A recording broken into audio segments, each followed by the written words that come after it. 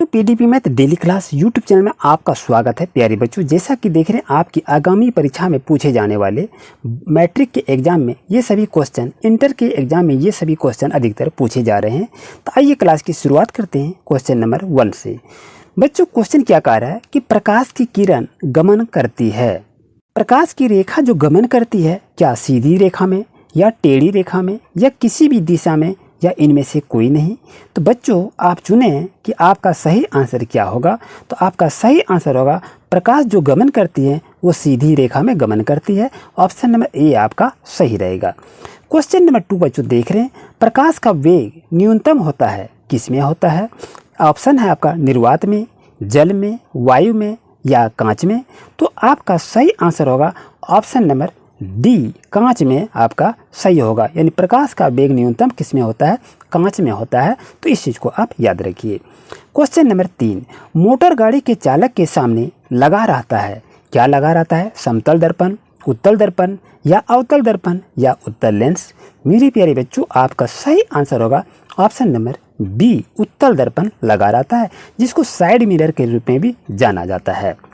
Question number 4, motor car की headlight में किसका प्रयोग होता है, क्या समतल दर्पण, उत्तल दर्पण, अवतल दर्पण या उत्तल लेंस। तो आपका बच्चों सही आंसर होगा option number C is right answer. यानी मोटर कार की हेडलाइट में अवतल दर्पण का प्रयोग किया जाता है। क्वेश्चन नंबर 5, समतल दर्पण द्वारा बना प्रतिबिंब कैसा होता है, वास्तविक होते हैं, काल्पनिक होते हैं या दोनों होते हैं या इनमें से कोई नहीं।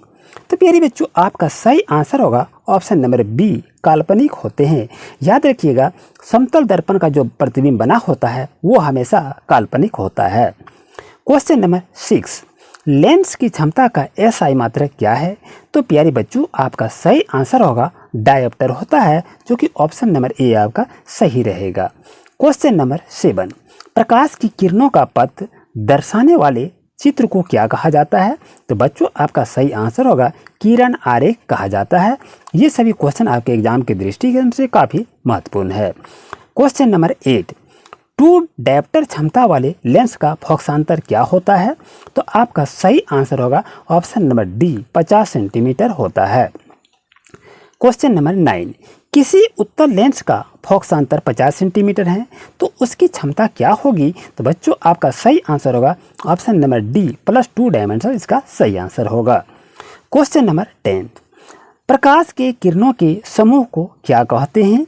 तो बच्चों आपके पास इस तरह से 4 ऑप्शन दिया हुआ है। सही ऑप्शन को चुनकर आंसर बता सकते हैं। आपका सही आंसर होगा ऑप्शन नंबर बी, किरण पुंज कहा जाता है। क्वेश्चन नंबर 11, उत्तल लेंस की क्षमता क्या होती है। तो आपका आंसर होगा हमेशा धनात्मक होते हैं। ऑप्शन नंबर बी आपका सही रहेगा। क्वेश्चन नंबर 12, अवतल लेंस की क्षमता क्या होती है। ये भी क्वेश्चन को पूछा जाएगा। तो आपका आंसर होगा ऋणात्मक होती है। इस चीज़ को याद रखिए। क्वेश्चन नंबर 13, उत्तल लेंस को क्या कहते हैं। तो इसका सही आंसर होगा इसे अभिसारी लेंस कहते हैं। क्वेश्चन नंबर 14, अवतल लेंस को क्या कहते हैं, अभिसारी लेंस, दो फॉक्स अवतल लेंस या अपसारी लेंस या इनमें से कोई नहीं। तो बच्चों आपका सही आंसर होगा इसे अपसारी लेंस कहते हैं, अवतल लेंस को। क्वेश्चन नंबर 15, निम्न में से कौन सा पदार्थ लेंस बनाने के लिए प्रयुक्त नहीं किया जाता है। तो आपका सही आंसर होगा मिट्टी का प्रयोग नहीं किया जाता है। क्वेश्चन नंबर 16, किस दर्पण से हमेशा वस्तु से छोटा प्रतिबिंब प्राप्त होता है। तो आपका सही आंसर होगा ऑप्शन नंबर बी, उत्तल दर्पण से। जैसा कि क्वेश्चन को देख रहे हैं 17 नंबर क्वेश्चन में, किस दर्पण से वस्तु का बड़ा प्रतिबिंब बनता है। आपका बच्चों सही आंसर होगा ऑप्शन नंबर बी, अवतल। यानी किस दर्पण से बड़ा प्रतिबिंब बनता है। तो अवतल दर्पण से बड़ा प्रतिबिंब बनता है। क्वेश्चन नंबर 18, प्रकाश के परावर्तन के कितने नियम हैं। तो आपका सही आंसर होगा ऑप्शन नंबर बी, 2 नियम हैं। क्वेश्चन नंबर 19, जब प्रकाश की किरण हवा से कांच में प्रवेश करती है तो वो मुड़ जाती है, किधर मुड़ती है ये आपसे पूछा गया है। तो वो हमेशा अभिलंब के निकट की ओर मुड़ जाती है। ऑप्शन नंबर बी आपका सही रहेगा। क्वेश्चन नंबर 20, फोटोग्राफी कैमरा का अभिदृश्यक होता है कैसा होता है, उत्तल लेंस का, अवतल लेंस का या उत्तल दर्पण या अवतल दर्पण का। तो बच्चों आपका सही आंसर होगा उत्तल लेंस का होता है। ये सभी क्वेश्चन जो हैं आपके लिए महत्वपूर्ण है एग्जाम के दृष्टिकोण से। क्वेश्चन नंबर साइड मिरर के रूप में 21 नंबर में प्रयुक्त होता है, क्या प्रयुक्त होता है? आपका आंसर होगा उत्तल दर्पण का प्रयोग होता है। क्वेश्चन नंबर 22, एक अवतल दर्पण की फोकस दूरी 10 सेंटीमीटर है तो उसकी वक्रता त्रिज्या क्या होगी बच्चों? आपका आंसर होगा 20 सेंटीमीटर होगा। ऑप्शन नंबर बी आपके लिए सही रहेगा। क्वेश्चन नंबर 23, निर्गत किरण एवं अभिलंब के बीच के कोण को क्या कहते हैं? तो आपका सही आंसर होगा निर्गत कोण कहते हैं, जो कि ऑप्शन नंबर सी आपके लिए सही रहेगा। क्वेश्चन नंबर 24, सरल सूक्ष्मदर्शी में किसका उपयोग किया जाता है? तो आपका सही आंसर होगा ऑप्शन नंबर डी, उत्तल लेंस का प्रयोग किया जाता है। क्वेश्चन नंबर 25, किस लेंस के द्वारा सिर्फ काल्पनिक प्रतिबिंब बनता है? आपका सही आंसर होगा अवतल लेंस का प्रयोग में हमेशा काल्पनिक प्रतिबिंब ही बनता है। क्वेश्चन नंबर 26, परावर्तन के नियम से निर्धारित होती है, क्या निर्धारित होती है? तो आपका सही आंसर होगा ऑप्शन नंबर बी, यानी परावर्तन कोण बराबर अपवर्तन कोण होता है। क्वेश्चन नंबर 27, काल्पनिक प्रतिबिंब होता है, कैसा होता है? सीधा, उल्टा, दोनों या इनमें से कोई नहीं? तो बच्चों आपका सही आंसर होगा ऑप्शन नंबर ए, हमेशा सीधा होता है। क्वेश्चन नंबर 28, लेंस में मुख्य फोकस की संख्या कितनी होती है? आपका सही आंसर होगा ऑप्शन नंबर ए, 2 होती है। क्वेश्चन नंबर 29, सर्च लाइट का परावर्तक सतह होता है तो किसका होता है? आंसर होगा अवतल का होता है, इस चीज़ को याद रखिए। क्वेश्चन नंबर 30 का दाढ़ी बनाने में कौन सा दर्पण प्रयुक्त होता है? तो आपका बच्चों सही आंसर होगा ऑप्शन नंबर सी, अवतल दर्पण का प्रयोग किया जाता है। क्वेश्चन नंबर 31, एक उत्तल लेंस की क्षमता 1 डायोप्टर है, उस लेंस की फोकस दूरी क्या होगी? आपका सही आंसर होगा 100 सेंटीमीटर प्लस होगा। क्वेश्चन नंबर 32, किसी गोलीय दर्पण तथा किसी पतले गोली लेंस दोनों की फोकस दूरियां -15 सेंटीमीटर हैं, तो दर्पण कैसा है ये आपसे पूछा गया है। आपका सही आंसर होगा ऑप्शन नंबर ए, दोनों अवतल हैं।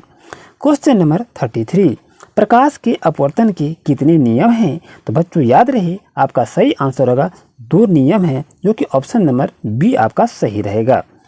क्वेश्चन नंबर 34, किसी माध्यम के अपवर्तनांक का मान क्या होता है? तो आपका सही आंसर होगा ऑप्शन नंबर ए, साइन आई बटे साइन आर होता है, जो कि ऑप्शन नंबर ए आपका सही रहेगा।